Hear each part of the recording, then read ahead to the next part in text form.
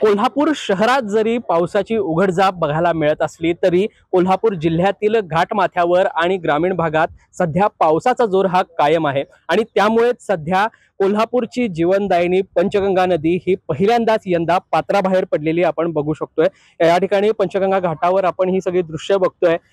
पंचगंगा नदी आहे ती आता नुकतीच पात्राबाहेर पडल्याचे हे सगळी दृश्य आहेत आणि जर पडणाऱ्या पावसामुळे जर विचार केला तर पंचगंगा नदीची पाणी पातळी आहे ही राजाराम बंधारा या ठिकाणी 29 फूट 11 इंच इतकी ही 12 वाजता नोंदवण्यात आलेली आहे आणि त्यानुसारच सध्या कोल्हापुरातील जे काही 24 बंधारे आहेत हे पाण्याखाली गेलेले आहेत। हे सगळे लहान मोठे बंधारे पाण्याखाली गेल्यामुळेच या सगळ्या बंधाऱ्यांवरची वाहतूक सध्या बंद आहे आणि पर्यायी मार्गाने ही सगळी वाहतूक वळवण्यात आलेली आहे।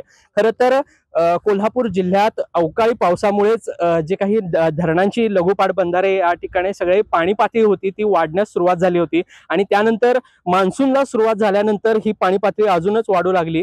राधानगरी धरणाची ही पाणी पातळी सध्या 60 फुटांच्या वर 61 फुटांच्या वर गेलेली आहे आणि त्यामुळेच धरणातून 3100 क्युसेक्स पाण्याचा विसर्ग हा भोगावती नदीपात्रात आणि पर्यायाने पंचगंगा नदीपात्रात सुरू असल्यामुळेच पंचगंगेची पाणी पातळी ही वाढताना आपल्याला बघायला मिळते। खरं तर ह्या वाढणाऱ्या पाणी पातळीमुळे नदीकाठच्या गावांना सतर्कतेचा इशारा कोल्हापूर जिल्हा प्रशासनाने दिलाय आणि त्यानुसारच जिल्हा प्रशासन देखील सगळ्या येणाऱ्या आपत्तीच्या अनुषंगाने तयारीत आहे आणि त्यामुळेच घाबरण्याचं काही कारण नाही असं देखील जिल्हा प्रशासनानं सूचित केलेलं आहे। त्यामुळे नागरिकांनी देखील घाबरून न जाता स्वतःची काळजी घेण्याचं आवाहन देखील जिल्हा प्रशासनाने केलेलं आहे।